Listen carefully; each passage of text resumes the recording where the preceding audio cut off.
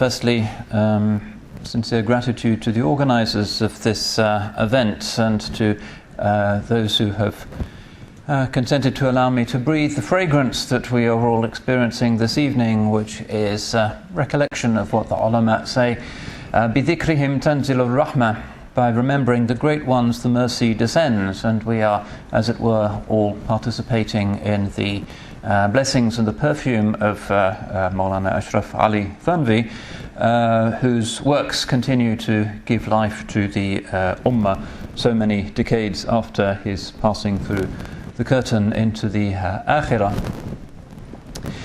I've been asked to, as it were, set the stage, to provide the backdrop to the very dramatic story of his life and his accomplishments, and to try and pull together some of the strands that created the complex intellectual and spiritual and Sharia personality and output of the great Imam. By way of sketching the broad story of the Ummah in the subcontinent. What were the tendencies that made the man? What were the ideas that shaped his ideas? All of this is important. We do not, as it were, step into a time machine and arrive at the time of the Sahaba and take our Islam directly from them, because there is no such time machine. Instead, what we do is we learn from our teachers, who learn from their teachers, who learn from their teachers, in an unbroken golden chain of hands stretching back hand to hand to hand, isnad to isnad, ijazah to ijazah, bay'ah to bay'ah, back to the blessed hand of the chosen one, sallallahu alayhi wasallam. And this is what we do in Islam, and this is the universal practice of our ulama. So he was a product of his world, and one of the extraordinary and I think unique things about the Ummah is that while it is on the one hand the Ummah of ijazah, of tradition, of al-akhdhu min al-rijal, taking from exponents, from expounders, from those who live the way of the chosen one, sallallahu alayhi wasallam, rather than just reading information in books and trying to imagine how things once were. There is a local fragrance to Islam in the great regions of the Ummah.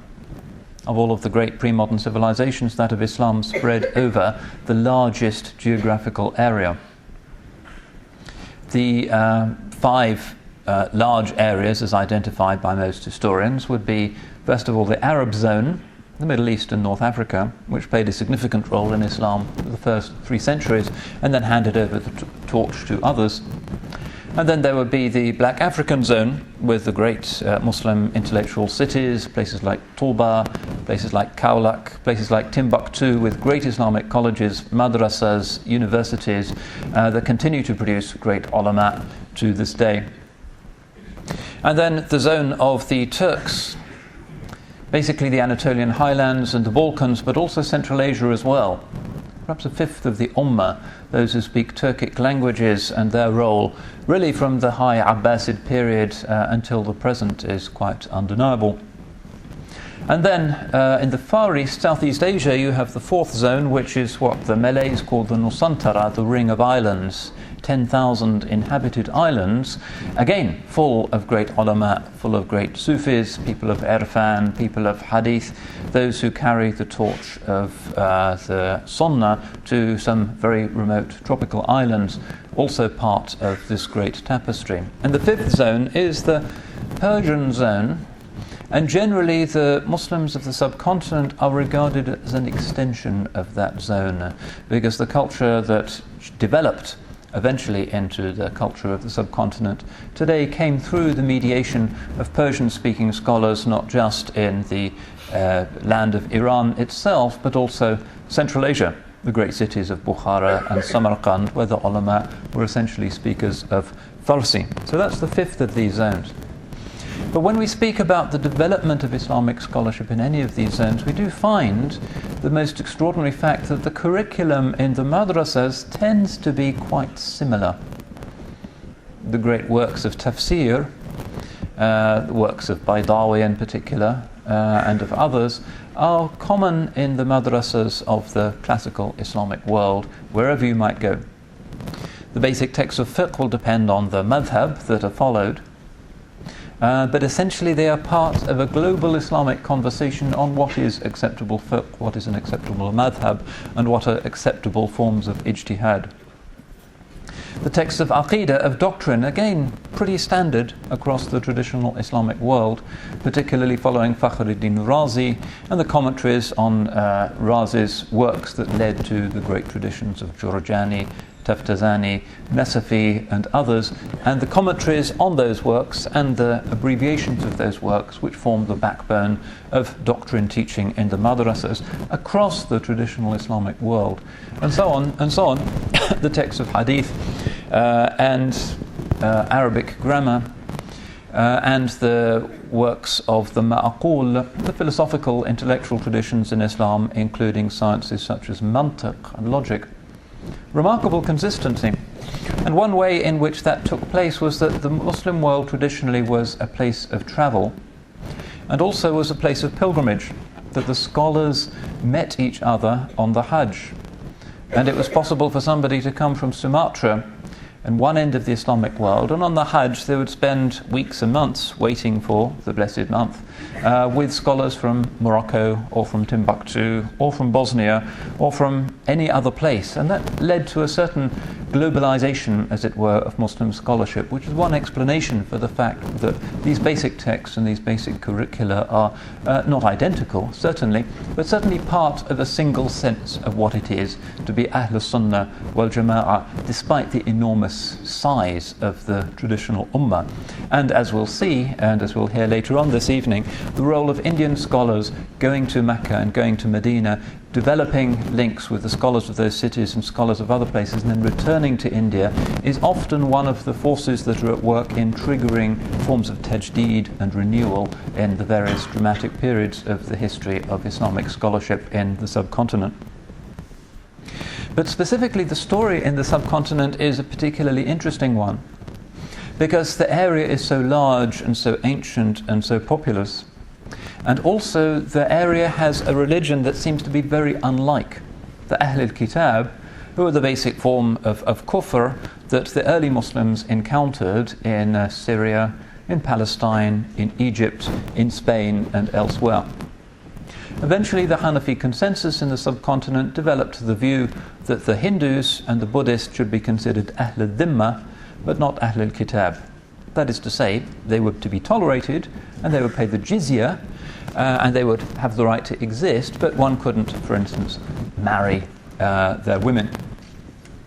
But the story of Islam in the subcontinent, the story of the evolution of its scholarship, has as its deeper backdrop the fact that Muslims were persistently a minority.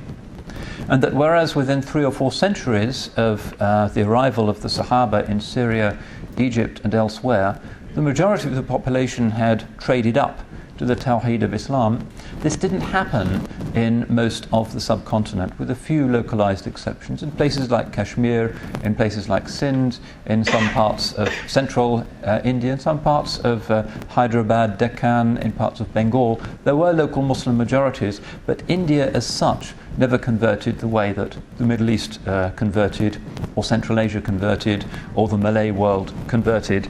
It simply did not happen. And the ulama were always conscious of this. Now, just to take the story of the arrival of Muslim scholarship back to its point of origin in the subcontinent, the early sources are not terribly easy to read, but it does seem that in the aftermath of the conquests of Sindh and parts of Punjab by Muhammad ibn Qasim, madrasas of some kind were established in towns, in places like Debal, places like Thatta, places like Uch, in that part of the Indus Valley. And those madrasas, we don't know very much about them, or whether they had much of an engagement with the local culture rather than being places where essentially Arab traders and conquerors would have their children educated. But they do become significant later on in the 4th and the 5th centuries of Islam, because one of the challenges that the ulama in the subcontinent faced for many centuries was the struggle with the Ismailis, whose da'wah was extremely influential and extremely successful. And one of the roles, it seems, of these early madrasas was the reaction to, in a kind of Ghazalian way, the Ismaili threat. Once the Turkish-speaking Muslims conquer Delhi and there are Turkic dynasties in North India, things start to become much more extensive.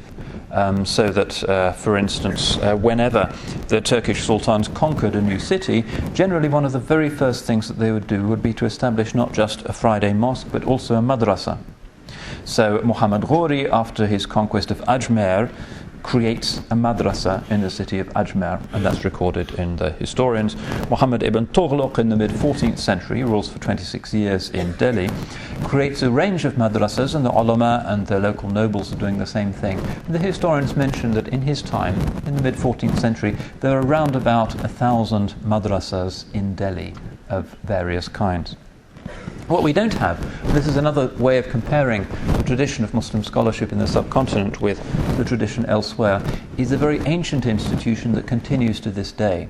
Something like Al-Azhar, for instance, or Al-Qarawiyyin, those institutions that we find further to the west in the Islamic world, they tend not to exist, and the great institutions that exist today in the subcontinent are usually no more than 100 years old, 200 years old, and even something like the Firangi Mahal tradition didn't really originate as a madrasa or an institution as such, still less as a university, but rather the Firangi Mahal tradition, when it began, was essentially scholars teaching in their houses or in the houses of noblemen in Lucknow and some of the surrounding cities that were connected to Lucknow. And that's one of the features that we find recurrently in Muslim scholarship in the subcontinent, teaching in houses. We tend to think teaching happens in madrasas, it happens in mosques, but very often in the subcontinent some of the most significant scholars are being trained in houses and in the palaces of nobles, or in the houses of the ulama themselves. So no big, deep, thousand-year millennial institution like Al-Azhar emerges in the subcontinent. The Hanafi tradition is important, and it's worth thinking why the great majority of Muslims in the subcontinent are Hanafi. In the earliest period, it seems there was a variety of madhahib, but following the Mongol invasions and the destruction in 1258 of the Abbasid Caliphate in Baghdad, refugees from the Mongols are arriving in India.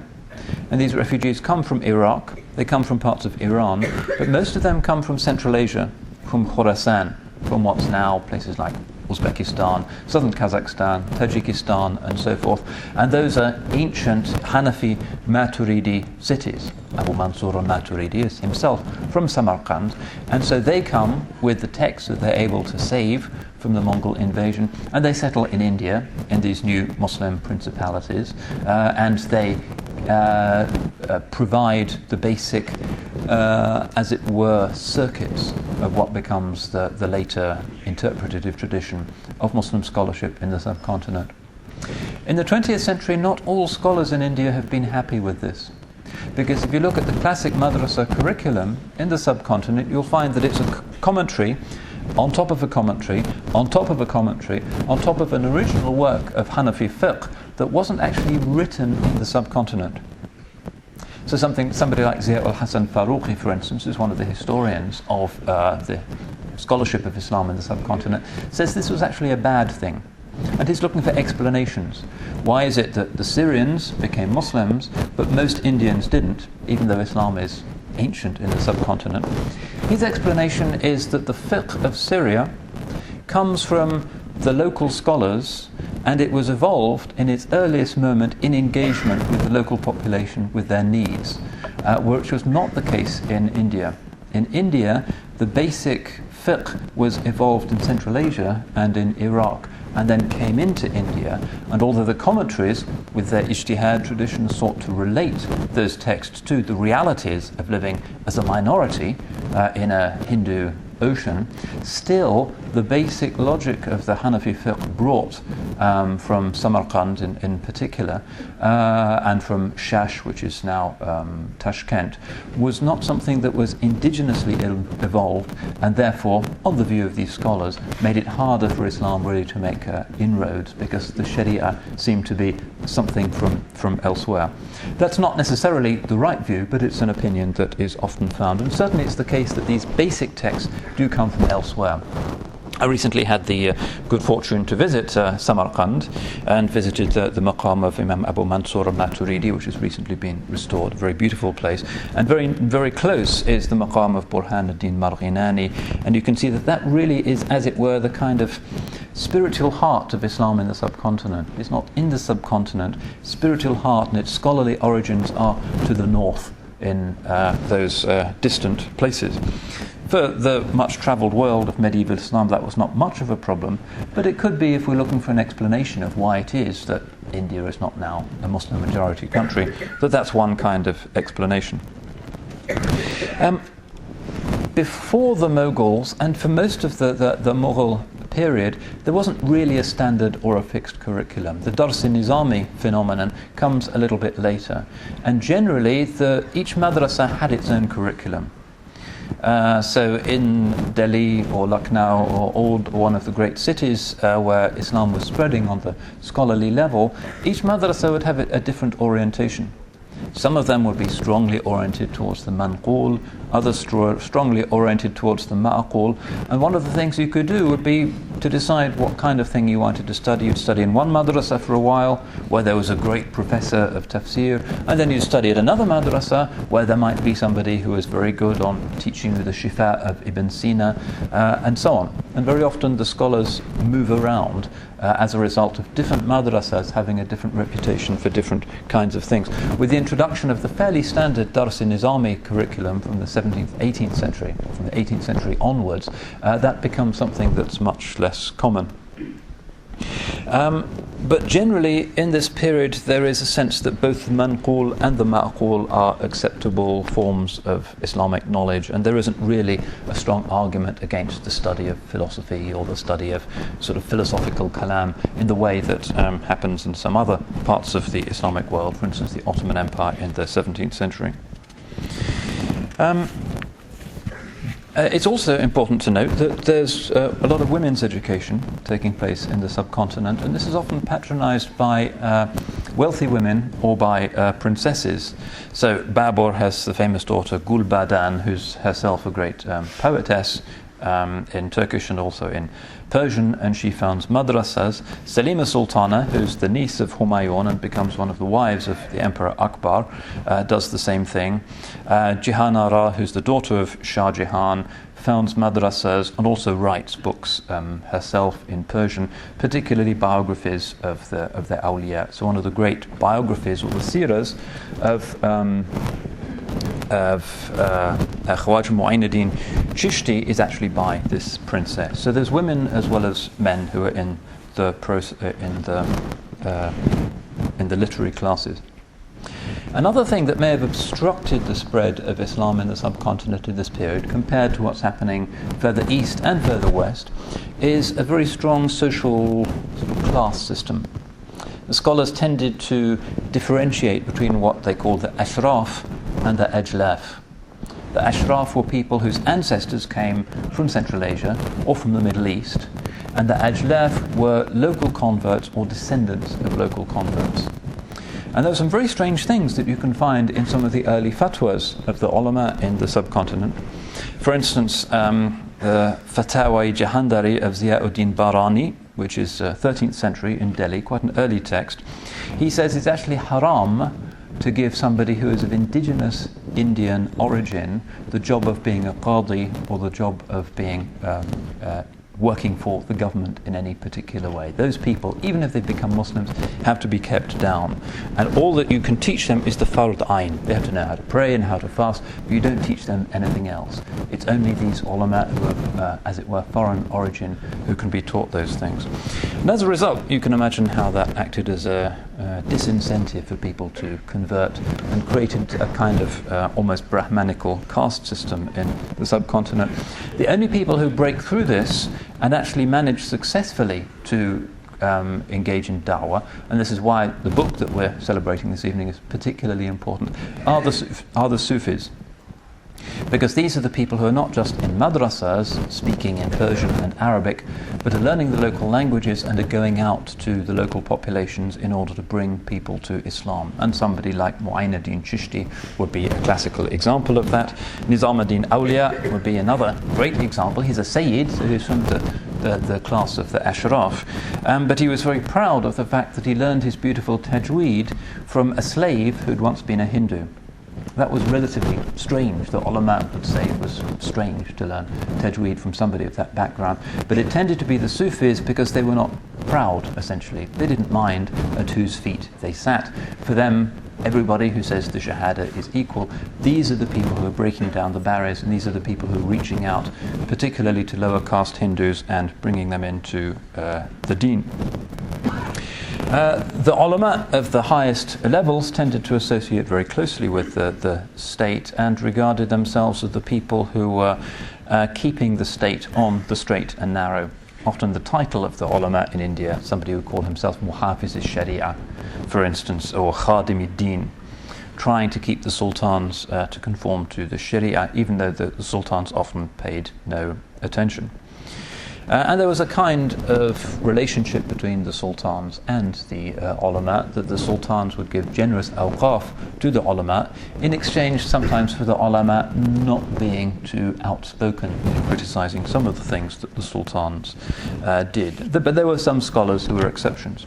Historically, in our tradition, one of the responsibilities of the alim is to follow the hadith of the chosen one, alayhi salatu wasalam, khairul jihadi kalimatu haqqin inda sultanin ja'ir.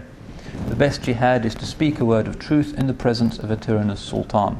Some of the sultans, some of the ulama, then as now, were nervous to do that because they were afraid of the consequences, but there were honourable exceptions. So one example, a certain Qazi Mughisuddin was famous for preaching in the presence of Sultan Ala ad-Din Khilji for wasting public money, which he was spending on his womenfolk. The Sultan said, "Are you not afraid of my sword?" To which the Qazi said, "I fear only the sword of Allah's judgment." So there are cases such of that, of the ulama representing the people and Allah's law against the sultans. But it didn't always work that way, and that also tended to obstruct the spread of Islam amongst the population. Now, when the Mughals come in, particularly when you're looking at the great Mughals of the 16th and the 17th century, there tends to be a greater emphasis on intellectual pursuits, and this becomes a feature of the ulama subsequently in the subcontinent. Previously, there hadn't been that much attention in the madrasas paid to hadith. Generally, there might be a certain attention to the Mishkat, the Masharik al-Anwar, and some hadith compendia, but it's only in the 17th and the 18th century that the current sort of very distinguished tradition of hadith scholarship in the subcontinent really becomes very widespread. And in fact, the establishment of the maqulat in the curriculum is partly in order to enable people who aren't even Muslims to come into the madrasa so they can study things like mathematics and science and astronomy and logic, so that they also can get jobs in the royal administration. And one of the features of many of the great madrasas in the Mughal period in North India is that Hindus and Buddhists as well as Muslims would be studying in those madrasas.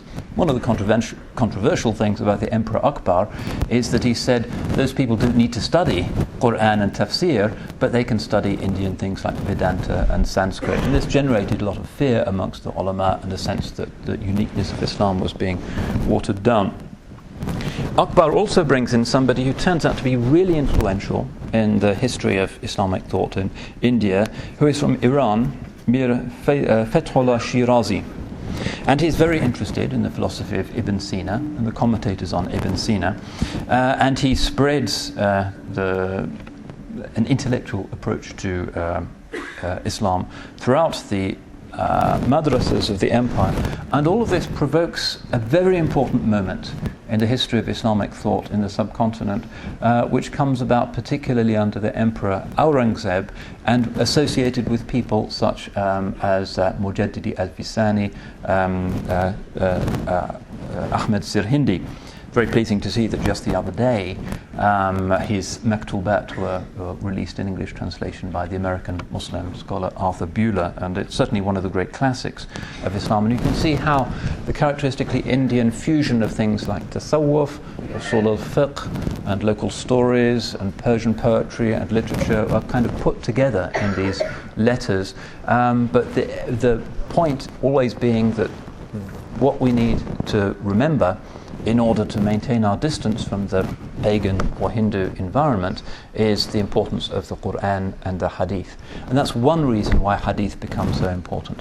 People were afraid that they were thinking too much in terms of mathematics and logic and astronomy, and that the difference between the Muslims and the Hindus was not being properly maintained, and therefore they thought, in order to maintain that difference, we're going to emphasize Hadith. So we find the Firangi Mahal tradition beginning under Aurangzeb. Mullah Nizami, who's from the early mid 18th century, is given a house by the emperor. The Firangi Mahal just means the palace of the foreigner. And he was given this, and he turns it into a center for learning, and it becomes a very major center of study. Houses like it are established all over northern India, and Mullah Nizami is the one to whom we attribute the famous Dars-i-Nizami curriculum, which is actually still very ma'aqul oriented. There isn't much hadith there as yet. There's 79 major texts that are in the original Dars-i-Nizami curriculum, of which 15, no fewer than 15, are on logic, and only 2 are actually on hadith. And these are the Mashariq al-Anwar and the Mishkat. And 2 tafsirs, just 2 tafsirs, the Jalalain and Baydawi. Now, we need to ask how it is that hadith starts to take over and the ma'qul and the philosophy and the logic starts to diminish, because this becomes a big argument, and still is an argument in those who are looking at how to design a curriculum in Muslim madrasas in the subcontinent. Why does that happen? It has something to do, first of all, with what I've already mentioned, which is the emphasis on getting back to the Sunnah of the Chosen One, sallallahu alaihi wasallam, to prevent the blurring of the boundary between Muslims and Hindus. But it also has something to do with the fact of Muslim political decline. The Mughal Empire is shrinking, the Marathas are on the march, the British are starting to invade, the Sikhs have their principalities, the Jats. Islam, as the Dar al-Islam, is shrinking, and as a result there are fewer jobs for people from these intellectual madrasas, and people are starting to think about their identity as Muslims rather than just being subjects of the Sultan. Muslimness becomes important because the Hindus are now powerful again, and the boundaries between the Ashraf and the Ajlaf become less important because people recognize that they have to, it's absolutely essential that they stick together as Muslims. And the force that unifies them is the Hadith. This is the important explanation, I think, for the recovery of the tradition of Hadith. Shah Waliullah Dehlavi is the key figure here. He travels, goes to Mecca and Medina, and comes back with the famous Sihah Sitta, which had hardly been taught in the subcontinent until that time. The later compendia of Tabrizi and others had been more widely followed. But from that time on, with Shah Waliullah Dehlavi, the understanding of the meaning of the Sharia. Why do we follow the Sharia? We're in crisis. The Hindus, the British, they're invading, and we need to understand why we're Muslims. What is the purpose of the rulings of the Sharia? And also the need to get back to the Hadith of the Chosen One, sallallahu alaihi wasallam. So that becomes really important and continues to be a significant feature. And different opinions start to emerge. So his famous son, Shah Abdul Aziz, decides that under the British, it's no longer Darul Islam, and he thinks that people should make hijrah to Afghanistan. That doesn't work particularly well. The majority of the ulama, including those who end up founding the great traditions of Deoband and the Brailvi traditions, Nadwat al-Ulama and others, are people who decide that India is still Darul Islam, but we need to maintain the basis of this Dars Nizami curriculum. But as we move through the 19th century, an ever more increasing emphasis on the Hadith and on fiqh, and less emphasis on the older things such as Insha, Persian literature, Persian poetry, logic, the philosophy of Ibn Sina, and things that didn't seem to be particularly relevant to asserting Muslim identity in the face now of foreign rule, or particularly practical in terms of the urgent need of deriving new fatwas and ijtihad in a situation that was now economically and politically very different. And then the final factor, which of course takes me outside the context which I've been asked to speak about, is the rise of Western education. The final issue that the ulama have to deal with is what to do with modern British-style education, with the missionary schools. Should one learn English? Should one not learn English? Is it necessary to learn it, to speak in English, to translate texts into English, or is that dangerous? And that is a debate that continues. But by and large, one would say that the scholars of the subcontinent were quicker than many others in order to move into English. And it's no coincidence that, for instance, a great translation of the Quran, Allama Yusuf Ali's translation, does come from the subcontinent rather than, say, from Turkey or from Egypt or Morocco. Despite all of the problems, the people of the subcontinent have been quite open to refutations of Christianity, explaining the Quran in European languages. There has been an openness that I think has to do with the continued importance of the ma'qul, the importance of understanding, not just understanding metaphysics in Ibn Sina's way, but understanding why the Sharia is the way it is. Because unless you have that ta'lil, that interpretation of what the Sharia is for, it's very difficult to explain Islam in an age that's full of questions. Whether rulers are not Muslims, whether Christian missionaries, whether are young people with questions, you need to have a tradition that can explain Islam rather than merely telling people what they ought to do. And the scholars of the subcontinent, following works like the Hujjatullah al-Baligha of Shah Waliullah Dehlavi, have been very good at that. And that really all culminates in the work of the man that we're celebrating this evening, Ashram Ali Thanwi, who did bring together these brilliant traditions of Islamic intellectuality, of philosophy, of hadith, of tasawwuf in this very beautiful way, whose success is demonstrated by the fact that so many years after his death, we are launching his books in English translation, and people continue to be influenced and shaped by his particular genius in showing the timelessness of Islam and his fidelity to the way of his teachers and to the beautiful and blessed way of the ulama of Hind and of the subcontinent. So we ask Allah subhanahu wa ta'ala to give us a good opinion of our teachers, and to give our teachers a good opinion of us, and to make us faithful transmitters of this tradition to the next generation without distorting it, inshallah, so that its blessings as well as its content will live on after we are gone. Barakallahu feekum. Assalamu alaikum wa rahmatullah.